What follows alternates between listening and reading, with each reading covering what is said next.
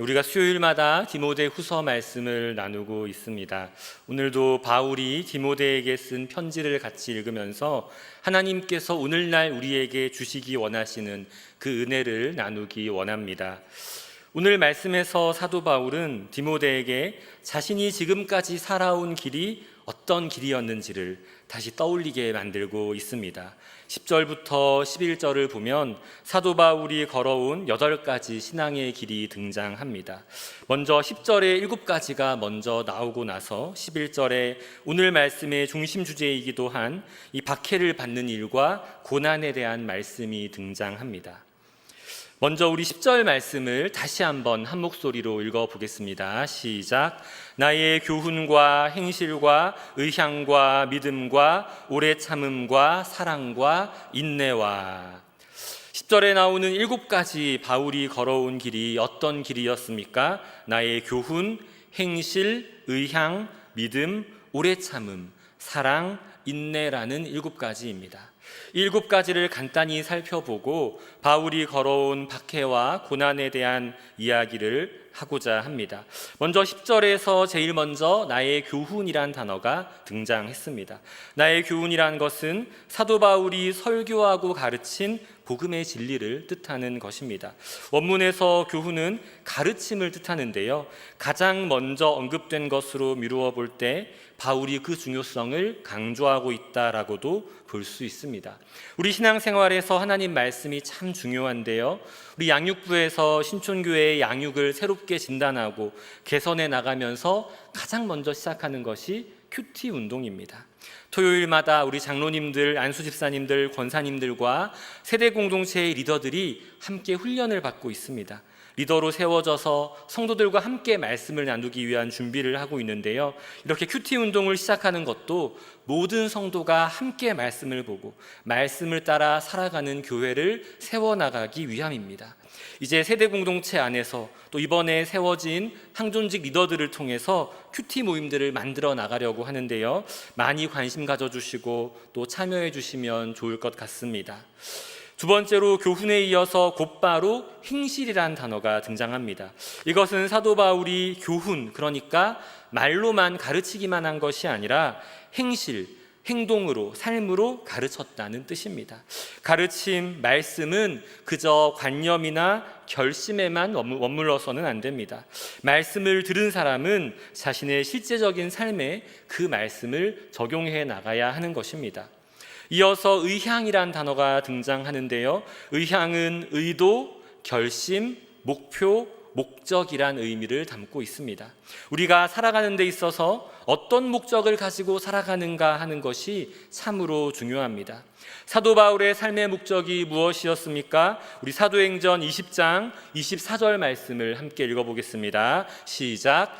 내가 달려갈 길과 주 예수께 받은 사명 곧 하나님의 은혜의 복음을 증언하는 일을 마치려 하면은 나의 생명조차 조금도 귀한 것으로 여기지 아니하노라. 아멘.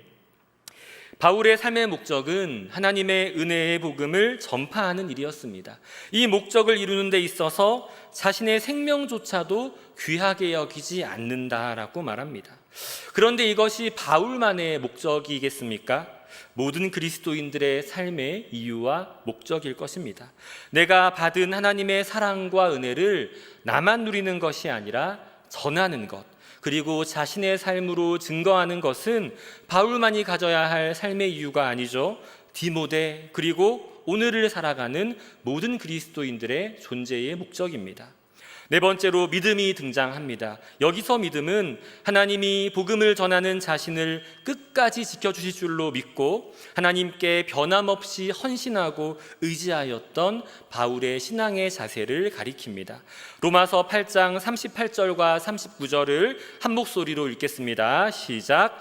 내가 확신하노니 사망이나 생명이나 천사들이나 권세자들이나 현재일이나 장래일이나 능력이나 높음이나 깊음이나 다른 어떤 피조물이라도 우리를 우리 주 그리스도 예수 안에 있는 하나님의 사랑에서 끊을 수 없으리라. 아멘.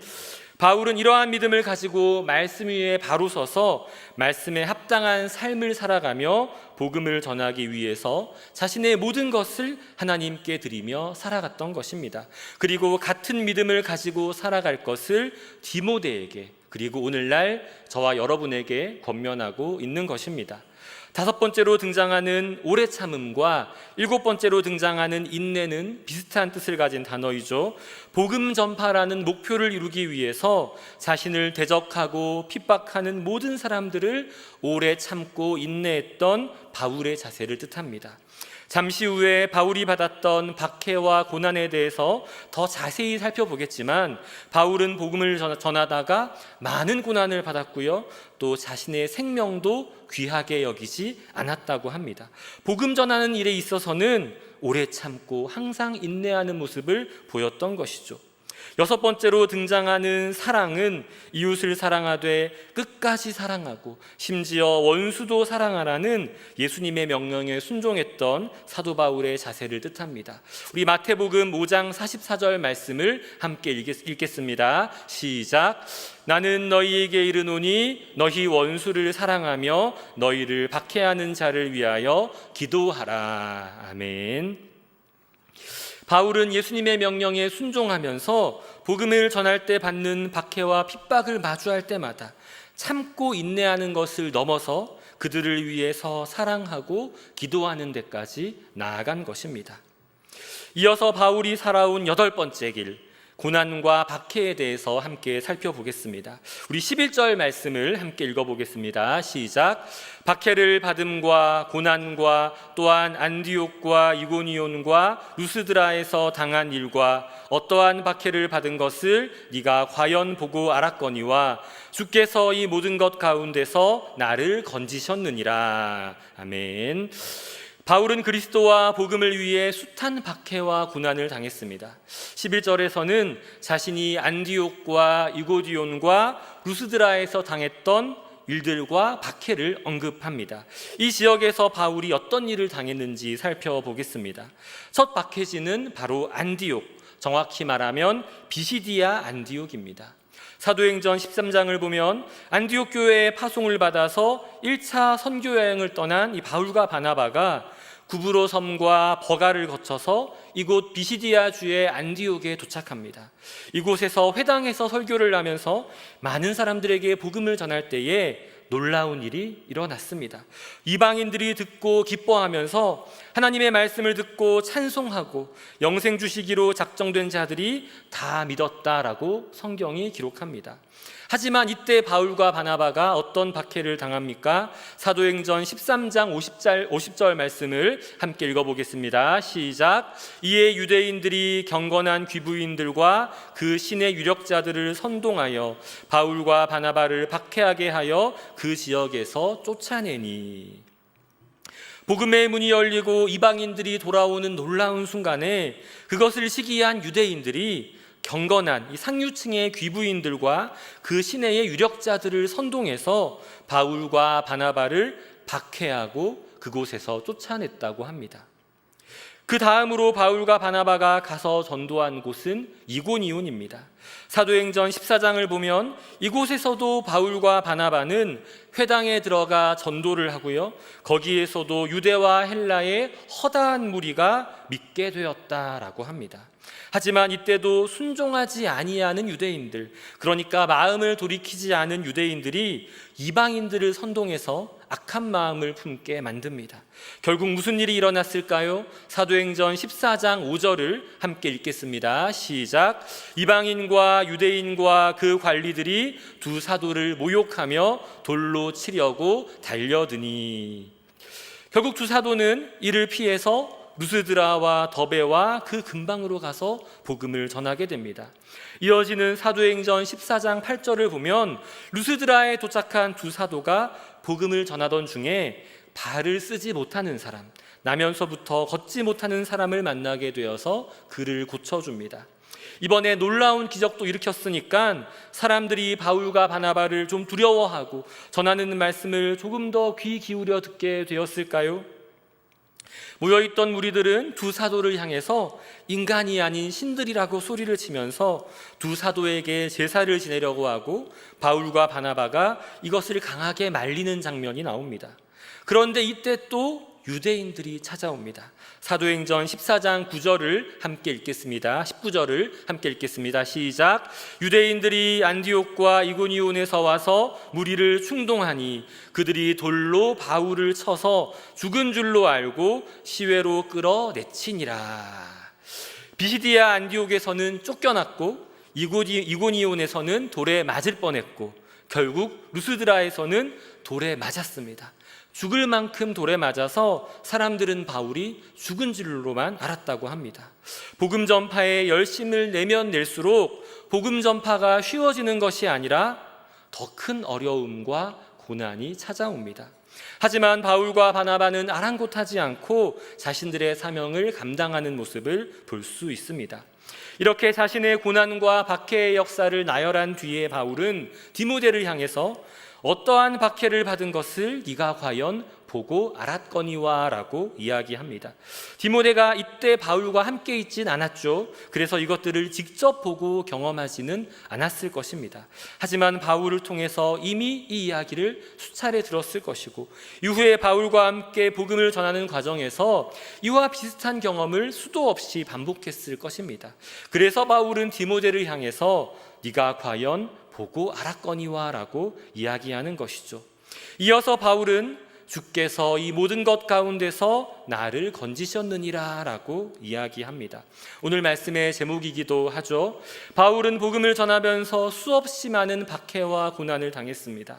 하지만 그 가운데서도 하나님이 그를 보호하시고 인도하시고 결국에는 건져주셨다라고 고백하는 것입니다.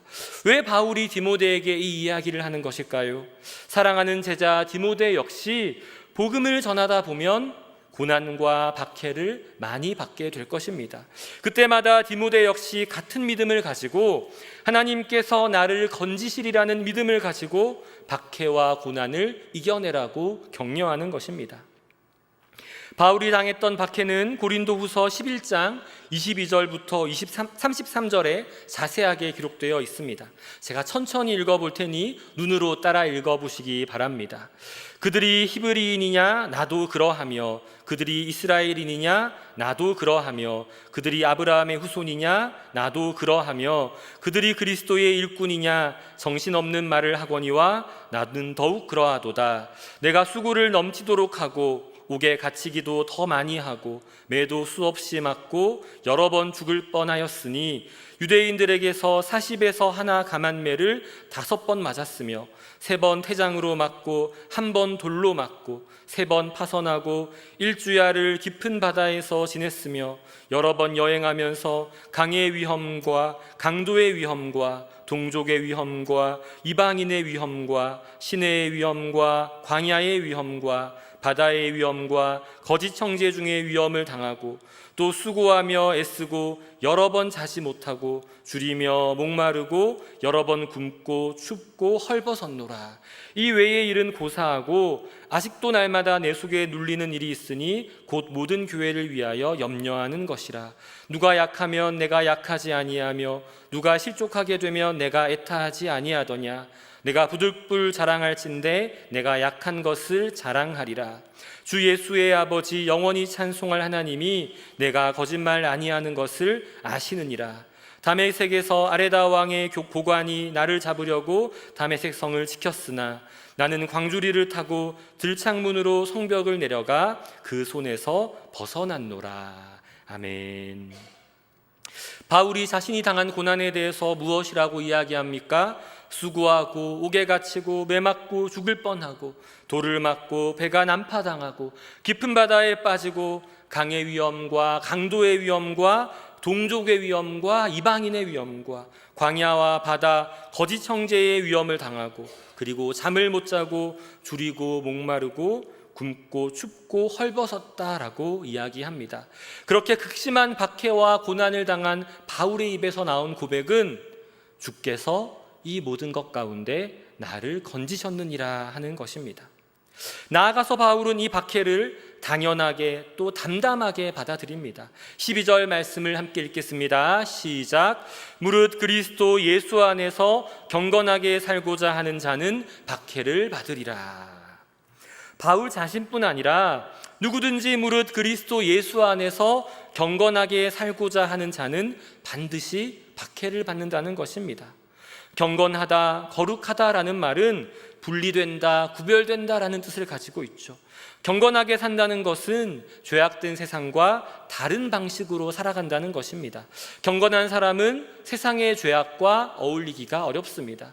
세상에서 죄악 가운데 살아가는 사람들이 경건한 사람을 좋아할 리가 없습니다. 우리가 죄악을 단호하게 거부하고 대적하며 살아간다면 우리는 미움을 받게 될 것입니다. 그래서 바울이 골로새서 1장 24절에서 무엇이라고 고백합니까? 제가 읽겠습니다. 나는 이제 너희를 위하여 받는 괴로움을 기뻐하고 그리스도의 남은 고난을 그의 몸된 교회를 위하여 내 육체에 채우노라. 골로새의 성도들을 위하여 받는 괴로움을 기뻐하고 그리스도의 남은 고난은 내 몸에 채우겠다는 것이죠. 예수님은 제자들을 부르실 때에 누구든지 나를 따라오려거든 자기를 부인하고 자기 십자가를 지라고 말씀하셨습니다. 나를 위하여 제 목숨을 잃을 것을 각오하고 따라오라고 말씀하셨습니다. 오늘 우리는 예수님을 믿어서 예수님을 전하다가 박해와 고난을 받고 있습니까? 예수님의 고난이 우리의 육체에 채워지고 있습니까? 목숨을 잃을 것도 각오하고 지고 있는 십자가가 우리에게 무엇이 있습니까? 우리 삶을 돌아볼 때 그저 순탄하고 평안한 것이 혹시 우리가 경건의 능력을, 십자가의 능력을 잃어버리고 복음의 능력을 드러내고 전파하기를 포기했기 때문은 아닌지 우리가 돌아보면 좋겠습니다. 마지막 13절에서 바울은 악한 사람들과 속이는 자들을 언급합니다. 이들은 12절에 나오는 그리스도 예수 안에서 경건하게 살고자 하는 자들과 반대되는 사람들입니다. 세상은 갈수록 악해지고 또 같은 교회 울타리 안에서 신앙생활하는 사람들 중에서도 이러한 악한 흐름을 그대로 따라 살아가는 사람들이 적지 않을 것입니다. 세상이 악해지고 거짓이 가득하기 때문에 많은 사람들이 살아남기 위해서 더 악해지고 더 속이는 것이 우리의 생존 비법이라고 생각하는지도 모르겠습니다. 하지만 이어지는 14절에서 바울이 디모데에게 무엇이라고 말합니까? 그러나 너는 배우고 확신한 일에 거하라 라고 권면합니다. 세상의 흐름이 어떠하든지 다른 사람들이 어떻게 살아가든지 디모데가 붙잡고 거해야 할 것이 무엇입니까? 디모데는 자신의 스승인 바울의 가르침을 따르고 그 바울의 삶을 따라가야 할 것입니다. 말씀을 맺습니다. 우리가 신앙생활을 하면서 어떤 사건들을 마주하고 체험하면 우리가 하나님의 능력을 경험했다고 자신 있게 말할 수 있을까요? 세상에서 성공하고 남부럽지 않은 자리에 올라가는 것이 우리 신앙생활의 최종 목표라고 말할 수 있을까요? 그렇게 만사가 형통하면 물론 우리 성도들의 삶이 항상 형통하길 우리가 기도하지만 그것이 하나님을 만난 증거라고 할 수 있을까요? 그것이 우리의 최종 목표라고 할 수 있을까요? 그렇다면 우리가 세상 사람들과 다를 것이 무엇이 있을까요? 바울은 하나님의 은혜의 복음을 전하는 그 일을 자기 삶의 가장 우선순위로 삼았습니다. 그리고 그 일을 감당하기 위해서 목숨도 아끼지 않았습니다. 그리고 실제로 그 일을 감당하다가 수많은 박해와 고난을 당했습니다.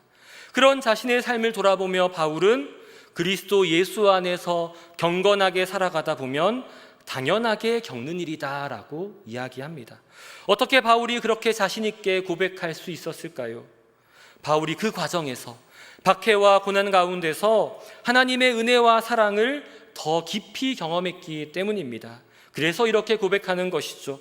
주께서 이 모든 것 가운데서 나를 건지셨느니라. 복음을 전하다가 또 경건한 삶을 지켜내다가 겪었던 수많은 고난과 박해 가운데서도 내가 지난 시간을 돌아보니 우리 하나님께서 그 모든 시간 가운데서 나를 내버려 두지 않으시고 나를 지키시고 보호하시고 건져내셨구나. 그 사실을 바울은 매 순간 경험하며 살았던 것입니다. 그리고 이러한 바울의 삶의 궤적이 누구를 닮아 있습니까? 우리 예수님을 닮아 있습니다. 의를 행하다가 고난을 받으신 가장 대표적인 분이 바로 우리 예수님이죠. 우리를 구원하기 위해 십자가를 지시고 돌아가셨지만 하나님께서 예수님을 다시 살리셨습니다. 그리고 바울은 그 예수님을 따라서 걸어간 것이죠. 간절히 소망하는 것은 저와 여러분이 이러한 신앙의 경험을 하게 되기를 간절히 원합니다. 하나님께서 나를 고난과 박해 가운데서 건져내셨습니다 하는 이 바울의 고백이 우리의 고백이 되기를 원합니다. 하나님의 건지심을 경험하려면 우리가 먼저 무엇을 해야 하겠습니까? 고난과 박해를 두려워하지 말고 복음을 전해야 합니다. 하나님의 뜻대로 살아보아야 합니다. 이 세상이 작동하는 방식과 원리가 하나님 나라의 방식과 다르다면 우리가 거부할 수 있어야 합니다. 하나님의 은혜의 복음을 전파하는 일을 나의 가장 우선순위로 삼고 나의 십자가를 기꺼이 지고 경건의 능력을 드러내며 살아가는 우리 모두가 되기를 축복합니다. 그러다 보면요, 고난과 박해를 마주하게 됩니다. 하지만 그때마다 우리를 건지시는 하나님의 손길을 경험하는 놀라운 역사가 우리 모두에게 일어날 줄로 믿습니다. 그리고 그 경험이 한 번만 있는 것이 아니라 우리 인생 가운데 반복되길 원합니다. 그러면 어떻게 될까요? 그러한 과정 속에서 우리의 신앙이 성장하고 성숙하는 것입니다. 어린아이의 신앙에서 장성한 신앙인으로 자라나는 것입니다. 복음을 위해서 하나님의 뜻대로 살았더니 조금 불편해도 조금 힘들어도 그때마다 하나님께서 건져주시는구나. 우리 하나님이 진짜로 살아계시는구나. 이 사실이 우리 마음 깊숙이 새겨지는 것이죠. 그래서 더 큰 용기와 믿음으로 한 걸음씩 더 내딛게 되는 것입니다. 그렇게 장성한 분량의 믿음으로 바울처럼 디모데처럼 예수님을 따라 걸어가며 하나님께 귀하게 쓰임받는 우리 신촌의 모든 성도님들 되시기를 간절히 소망하고 축복합니다. 나는 오늘도 간에 함께 찬양하며 나아가겠습니다.